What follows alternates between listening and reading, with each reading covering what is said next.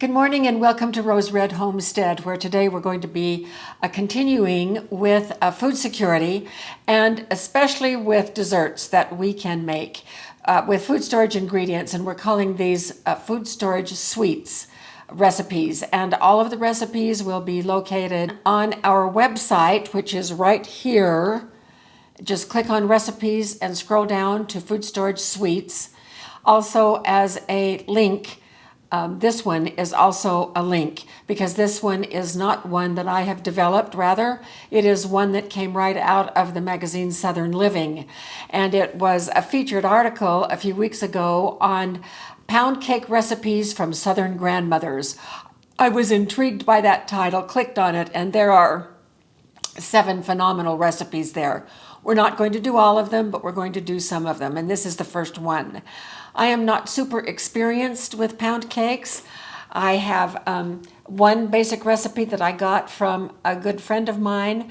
Our husbands, not Jim, but my first husband, and her first husband were stationed as dentists at an Indian Health Hospital in Winslow, Arizona, and we spent 2 years together and became quite good friends. She was from Georgia, the typical Southern woman who was a phenomenal cook and a very good friend.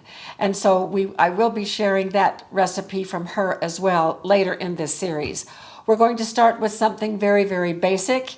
It is a recipe that is called $1 Million Pound Cake. One of the things that I have learned so far about pound cake, both in making her recipe and also in a little bit of practice that I have already done, is that pound cakes are pretty predictable. They're made of butter, sugar, flour, and eggs with some kind of flavoring. But it is the technique, and notice that there was not a listing of baking powder there.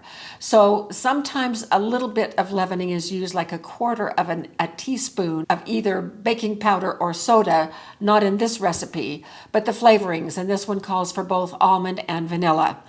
But it is all in the technique of how we mix the batter together that gives the pound cake the lift.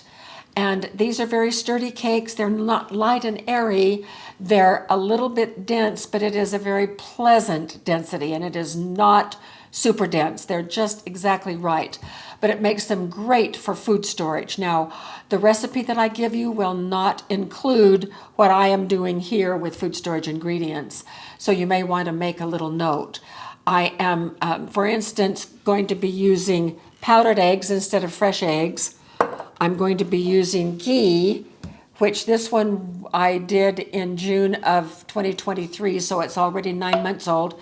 Just been sitting out there on our food storage shelf, not refrigerated, because these are shelf-stable ingredients. And then the other thing that I'm going to be using is powdered milk. And in other recipes, I'll also be doing other substitutions of food storage ingredients. And that's what makes these pound cakes so fantastic, is that we can just substitute shelf-stable ingredients and still come out with beautiful cakes.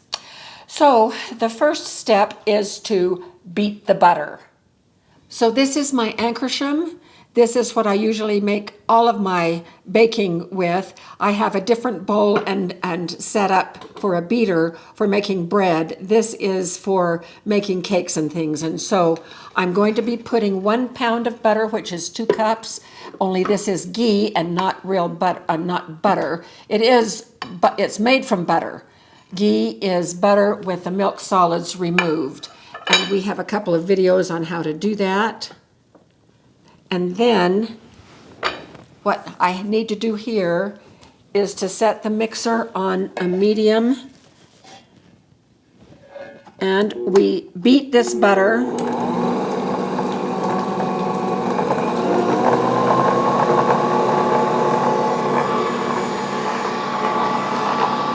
for 5 to 7 minutes until it is lighter in color and very creamy.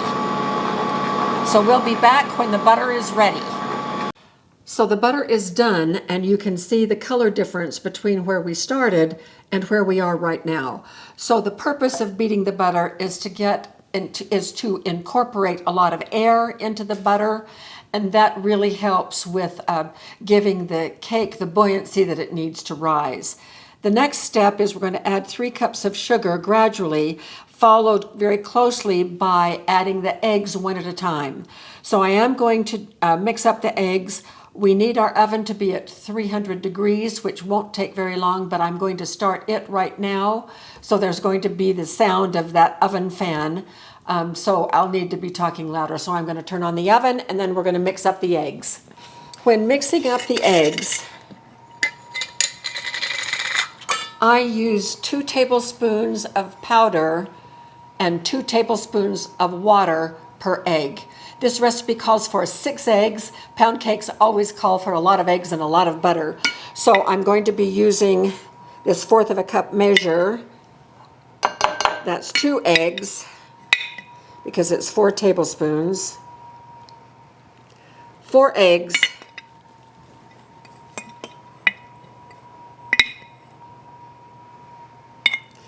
6 eggs.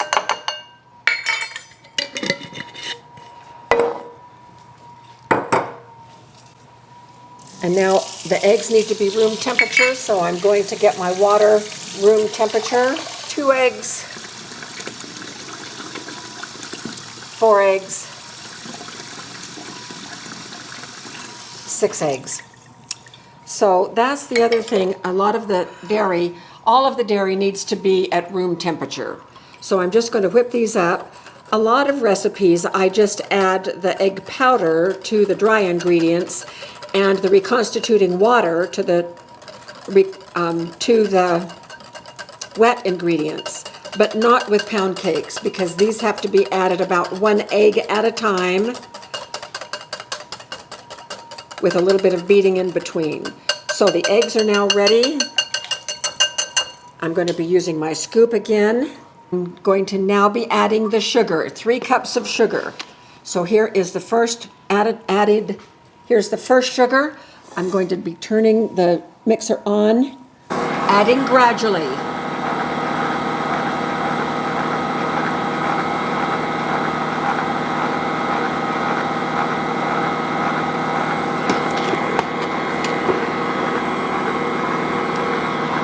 Two,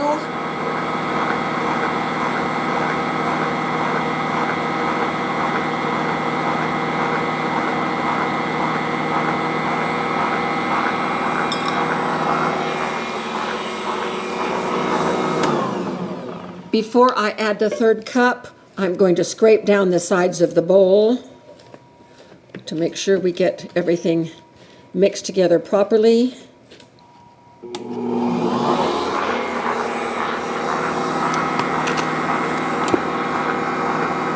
And 3.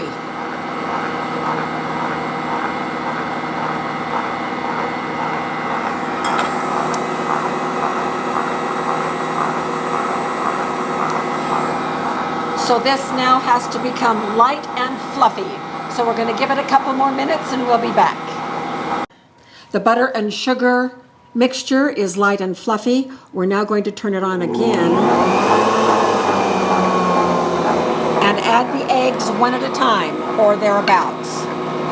And we're going to beat just until the yellow goes away.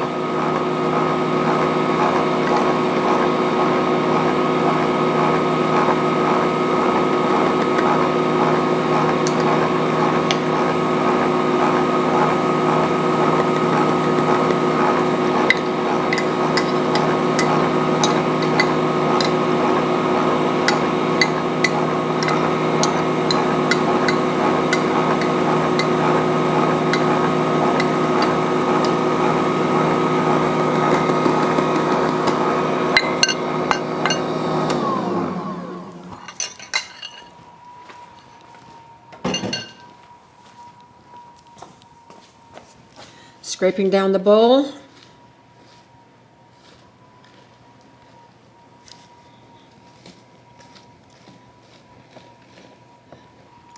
Next, we are going to be adding 4 cups of flour, alternatively with 3/4 of a cup of milk.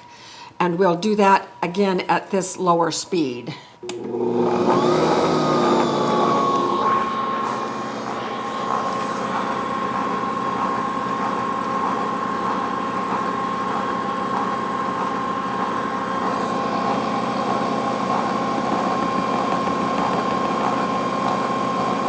there's 1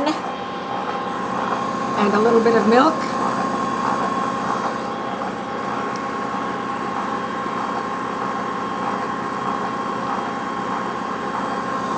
2 and a little bit of milk.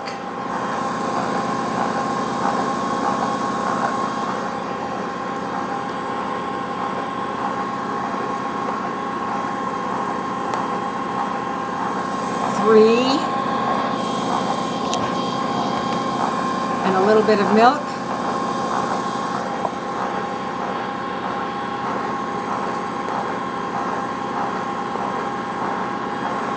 4 and the rest of the milk.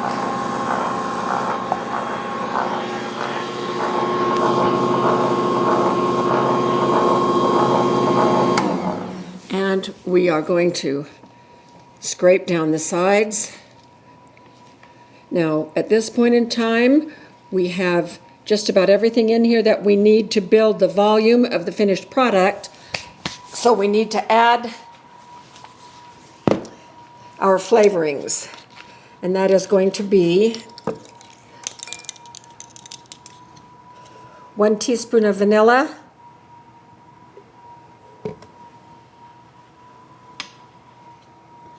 and 1 teaspoon of almond extract.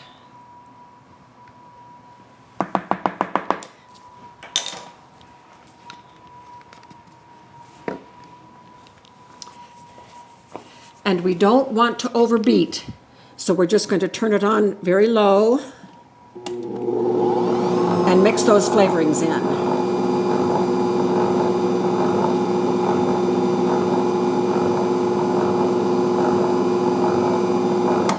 And that's it. All right, so I'm just giving this a little stir to be sure everything is mixed top to bottom, and it appears so. So this is a 10-cup pan that I've greased and floured. If you're not sure how big your pan is, just measure some water in it, and that will tell you.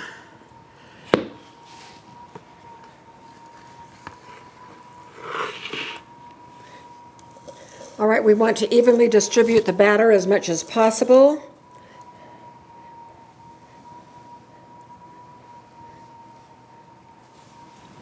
And then we're just going to give it a couple of semi-gentle taps so that any air bubbles will be brought to the surface, and we are ready to put this in the oven. Now, with pound cake, one of the things that I have learned already is you can have your oven too hot, and it will bake a thick crust on the outside, and then parts of the inside can still be raw. So most of the recipes call for about 300 degrees. My first trial experience was 375, and that was way too hot. And it was according to a recipe, so I'm now going to follow the directions of most of the recipes, which is cook at about, or bake at about 300 to 325 degrees for an hour and 20 to an hour and 40 minutes. This particular recipe calls for a 300 degree oven for 1 hour and 40 minutes. So that's what we're going to start with, and then we will check it after about that time to see with I have a long wooden skewer, a thin skewer that I use to check deep cakes with. We'll check that. If it's done, we will bring it out of the oven and put it on a rack to rest for about 15 minutes. We will not be turning it out of the pan immediately. So we will see you throughout that process. Have my skewer ready. We're going to check it. I checked it a few minutes ago. It still wasn't done. So let's see if it is now. It's been just over 1 hour and 45 minutes.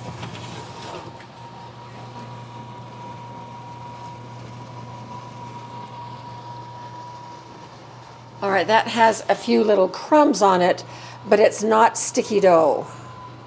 At least I hope it's not sticky dough, because we're already over what the recipe calls for. So we're going to take it out and get it over here. So this has been in the oven for about 1 hour and 50 minutes, which is 10 minutes longer than the recipe calls for. It's looking just great. So we're going to let it cool for about 15 minutes. Then we're going to flip it over on this rack, and we'll bring you back to do that. And then after that, we'll let it cool for about 1 hour before we cut it. Well, it has been resting now for about 15 minutes, and I have great fears it's not going to come out. So it is now cool enough for me to hold. So I'm just going to, oh my gosh, would you look at that? So yay, it came out great. Whew. All right, now we let this cool for about an hour, and then we'll come back, we'll sprinkle some powdered sugar on it, and we'll open it up, see what it looks like, and then see what it tastes like. So see you then. So this has cooled completely, which is good. I'm just going to reach in here and get some powdered sugar. And then we're just going to tap it and give this kind of a nice coating of powdered sugar for effect and a little bit of taste. Then we are ready to move this to our cake plate. Now I am very nostalgic about this cake plate. My father surprised me with this years ago. I was going through kind of a hard time in my life, and took my 6 children and drove home to where my parents' house was to stay a few weeks. And Dad brought this home from, he'd found it, and he said, it just reminded me of your hair. And so I've had it ever since, and it has been a treasure. So we're going to put the cake on my cake plate.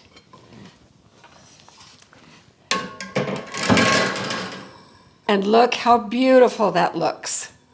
I am so pleased with this. But let's see how it tastes.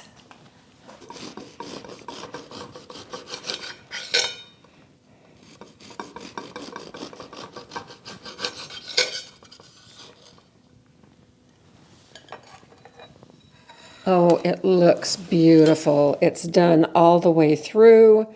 The crust is perfect, unlike the one from the other day, Jim, that was so thick and very, very brown. So let's see what this tastes like.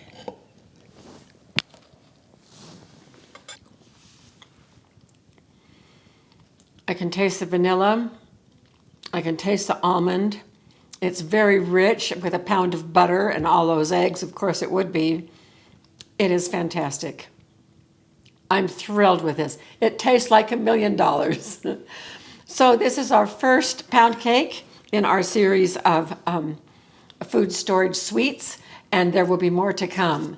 So check out the recipe. You can download the recipe from our recipe section up on our website, or in the description of the video. I've also put the direct link where you can download the original recipe. The one that's up on our website, I have put a note about the changes that I made to make this a food storage sweet.